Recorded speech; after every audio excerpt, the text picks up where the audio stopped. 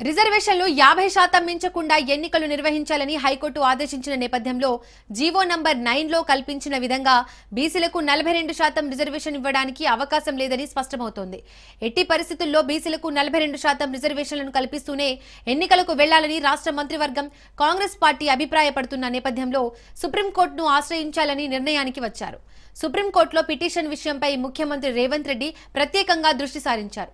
ఎప్పటికప్పుడు న్యాయ నిపుణులు, అడ్వకేట్ జనరల్ తో పాటు రేవంత్ టీపీసీసీ అధ్యక్షుడు మహేష్ కుమార్ గౌడ్, ఏఐసీసీ ఇన్ఛార్జ్ మీనాక్షి నటరాజన్, మంత్రులు భట్టి విక్రమార్క, పొన్నం ప్రభాకర్, సుప్రీంకోర్టు న్యాయవాది అభిషేక్ మను సింఘ్వి జూమ్ మీటింగ్ లో సుదీర్ఘంగా మాట్లాడారు.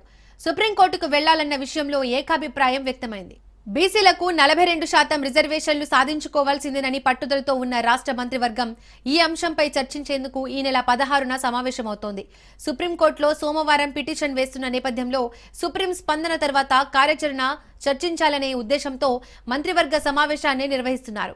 అన్ని సామాజిక వర్గాలకు కలిపి రిజర్వేషన్లు 50% మించరాదని గతంలో పలు కేసుల విచారణలో భాగంగా సుప్రీంకోర్టు తీర్పునిచ్చింది. బీసీలకు ఇప్పుడున్న వాటికన్నా రిజర్వేషన్లు పెంచాలన్నా అందుకు సంబంధించి సమగ్ర వివరాలు ఉండాలని సూచించింది. 2022లో బీసీలకు రిజర్వేషన్లకు సంబంధించిన ఒక తీర్పులో ట్రిపుల్ టెస్ట్ ను నిర్దేశించింది. తెలంగాణ బీసీ రిజర్వేషన్ల విషయంలో మొదటి 2 టెస్టులు పాస్ అయింది. 3వ సూచనతో ఇప్పుడు చిక్కుముడి ఏర్పడింది.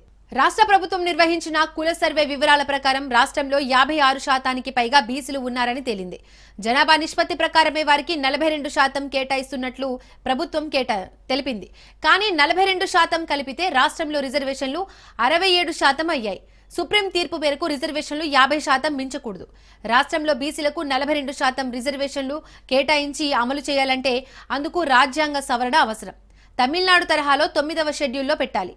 అందుకోసమే స్థానిక సంస్థల్లో బీసీలకు 42% రిజర్వేషన్లను కల్పించేందుకు 2018 పంచాయతీరాజ్ చట్టంలో సవరణలు చేస్తూ ఆమోదించిన బిల్లులను రాష్ట్రపతికి పంపింది. దీనిపై కేంద్రం సమాధానం చెప్పడం లేదు. ఇప్పుడు ఈ అంశం సుప్రీంకు చేరనుంది. ఇప్పటికే రాష్ట్రంలో గ్రామాల్లో పంచాయతీల గడువు ముగిసి ఏడాదిన్నరకు పైగా అవుతోంది. ఫలితంగా కేంద్రం నుంచి అందాల్సిన నిధులు అందడం లేదు. పాలక మండళ్లు లేకపోవడంతో గ్రామాల అభివృద్ధి విషయంలో సమస్యలు తలెత్తుతున్నాయి. ఈ విషయాన్ని కూడా సుప్రీంలో ప్రస్తావించనున్నారు.